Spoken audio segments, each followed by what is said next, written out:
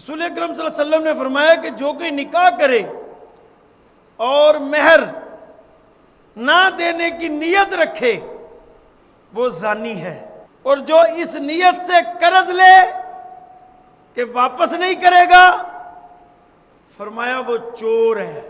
اور علماء حق نے فرمایا کہ پہلے عمل کی نیت کرو، سیکھو، اس کے بعد عمل کرو۔ نیت، صدق، اخلاص کی بنیاد پر جو عمل ہوگا اس عمل کی اللہ کی بارگاہ میں مقبولیت بھی ہوگی اور برکت بھی ہوگی۔ تو نبی کریم صلی اللہ علیہ وسلم نے ارشاد فرمایا اللہ تعالیٰ تمہاری صورتوں اور عملوں کو نہیں دیکھتا بلکہ دل اور نیت کو دیکھتا ہے، کہ دل پر اس لیے نظر کرتا ہے کہ دل نیت کا مقام ہے۔ صراط الذین انعمت علیہم، اس کا مطلب یہ ہے کہ یا اللہ اس رستے پہ ہم سب کو چلا جو تیرے انعام والوں کا رستہ ہے۔ انعام والے جو لوگ ہیں وہ کون ہیں اور وہ کیسے انعام والے بن گئے؟ یہ ایک ایسا پہلو ہے جب بندہ اس پہ غور کرتا ہے تو یقیناً جو غور کر کے عمل کرے وہ انعام والوں کی صف میں شامل ہو جاتا ہے۔ تو آئیے میں آپ کی توجہ انعام والوں کی جو بنیاد ہے اس طرف دلواتا ہوں، اور وہ بنیاد 3 چیزوں پر ہے۔ نمبر 1 نیت، نمبر 2 صدق، اور نمبر 3 اخلاص۔ نیت، صدق، اخلاص کی بنیاد پر جو عمل ہوگا اس عمل کی اللہ کی بارگاہ میں مقبولیت بھی ہوگی اور برکت بھی ہوگی۔ آج اگر ہم غور کریں تو ہم دیکھتے ہیں عابد کہتے ہیں عبادت کرنے والا، اور عابدوں عبادت کرنے والے۔ عابدوں کے سوا تمام لوگ خرابی میں ہیں اور وہ بھی خرابی میں۔ علماء کے سوا اور علماء بھی خرابی میں، مخلصین کے سوا اور مخلصین بھی بڑے خطرے میں۔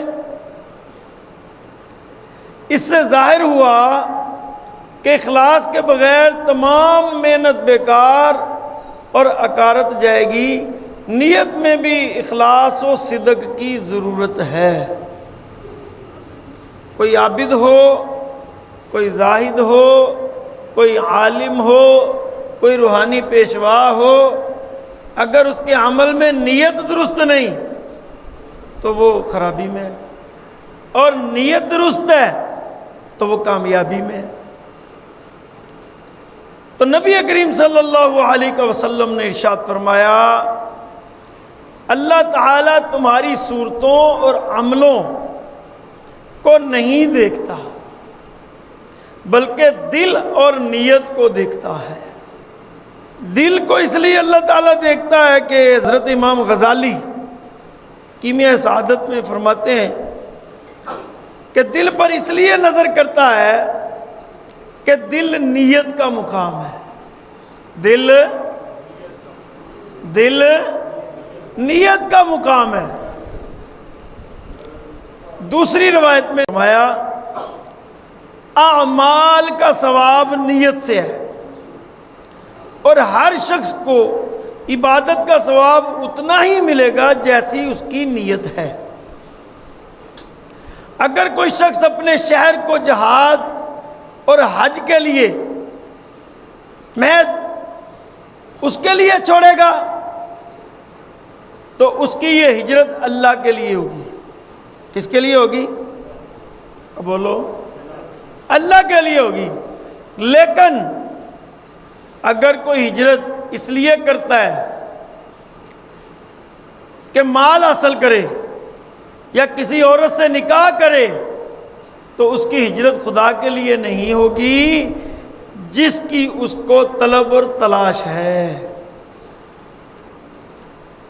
دوسری روایت میں پیارے آقا صلی اللہ علیہ وسلم فرماتے ہیں کہ میری امت میں بعض ایسے شہداء ہوں گے جو وسوں کے درمیان مارے جائیں گے اور ان کی نیت خدا خوب جانتا ہے۔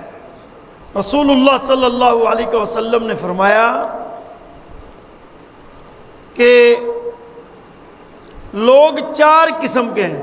نمبر 1، وہ شخص جو مال رکھتا ہے اور علم کے مطابق خرچ کرتا ہے، اور نمبر 2، وہ شخص جو آرزو تمنا کے ساتھ کہتا ہے کہ اگر یہ مال میرے پاس ہوتا تو میں اس کو راہ خدا میں خرچ کرتا۔ پہلے والا اور یہ والا شخص، ان دونوں کو جو ثواب ملے گا وہ اللہ کی بارگاہ میں برابر ملے گا، نیت کے ساتھ۔ تیسرا شخص وہ جس کے پاس مال ہے اور بیجا خرچ کرتا ہے، اور چوتھا شخص جو اس کو دیکھتا ہے اور کہتا ہے کہ میرے پاس بھی مال ہوتا میں بھی ایسے ہی خرچ کرتا۔ تو جو پہلے والا بیجا مال خرچ کرنے والا ہے اور جو اس کی طرف دیکھ کر سوچ کر اس طرح نیت کرنے والا ہے، ان دونوں کو ویسا ہی گناہ ہوگا برابر۔ اس سے معلوم یہ ہوا کہ نیت اچھی رہے بندے کی تو اجر و ثواب اللہ تعالیٰ عطا فرماتا رہتا ہے، اچھی نیت کا ثواب عطا فرماتا رہتا ہے۔ بنی اسرائیل کا ایک واقعہ امام غزالی فرماتے ہیں کہ ایک شخص ایک ریت کے ٹیلے کے پاس سے گزرا، بہت بڑا ٹیلا تھا ریت کا۔ تو ریت کے ٹیلے کو دیکھ کر اس نے خیال کیا کہ کاش کہ اتنا میرے پاس اناج ہوتا اور یہ اناج میں اللہ کی راہ میں صدقہ کر دیتا۔ تو اس وقت جو نبی تھے ان پر وحی نازل ہوئی اللہ تبارک و تعالیٰ کی طرف سے، کہا فلاں شخص کو یہ خبر دے دو کہ تم نے جس نیت سے اس ٹیلے کی طرف دیکھ کر ارادہ کیا کہ اناج ہوتا تو میں اللہ کی راہ میں وہ صدقہ کرتا، تو اس کو کہہ دو کہ اللہ تعالیٰ نے تمہیں، اگر تم مال اتنا خرچ کرتے، اناج دیتے، جو ثواب تمہیں خرچ کرنے میں ملنا تھا وہ ثواب تمہیں صرف نیت کرنے میں مل گیا ہے۔ تو نیت جو ہے یہ بہت بنیادی آپ کے معاملات میں کردار رکھتی ہے۔ حضور کریم آقا علیہ الصلوۃ والسلام نے نیت کے حوالے سے واضح ارشادات فرمائے۔ رسول اکرم صلی اللہ علیہ وسلم نے فرمایا کہ جو کوئی نکاح کرے اور مہر نہ دینے کی نیت رکھے وہ زانی ہے، اور جو اس نیت سے قرض لے کہ واپس نہیں کرے گا فرمایا وہ چور ہے۔ اور علماء حق نے فرمایا کہ پہلے عمل کی نیت کرو، سیکھو، اس کے بعد عمل کرو۔ ایک بڑا مشہور بادشاہ گزرا ہے، اس نے اپنی فوج کو پہاڑ پر کھڑے ہو کر دیکھا، اس کی بڑی زیادہ فوج تھی، کثیر تعداد میں۔ تو اس نے خیال کیا دل میں کہ کاش میں رسول اللہ صلی اللہ علیہ وسلم کے دور میں ہوتا تو حضور کے دشمنوں سے میں لڑتا، لیکن چونکہ وہ بہت بعد میں تھا، فوت ہو گیا۔ کسی نے اس کو خواب میں دیکھا وہ جنت کی سیر کر رہا ہے، اس سے پوچھا تم نے کیا عمل کیا؟ کیونکہ سنا تو یہ ہے جتنے جو امیر ہوں گے اتنا ہی ان کو حساب بھی دینا پڑے گا، اور غریب پہلے جنت میں چلے جائیں گے۔ تو بادشاہ تھا، مال و زر تھا، سب کچھ تھا۔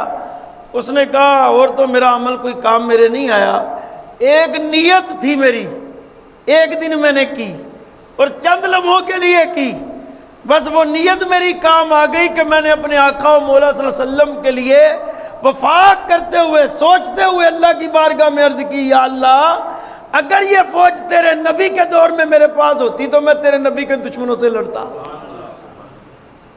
تو نیت کرنے سے اور پھر عمل کرنے سے اللہ کا قرب بھی مل جاتا ہے، پھر نجات بھی مل جاتی ہے، کامیابی بھی مل جاتی ہے اور برکت بھی حاصل ہو جاتی ہے۔ مولا تعالیٰ ہم سب کو عمل کرنے کی توفیق عطا فرمائے۔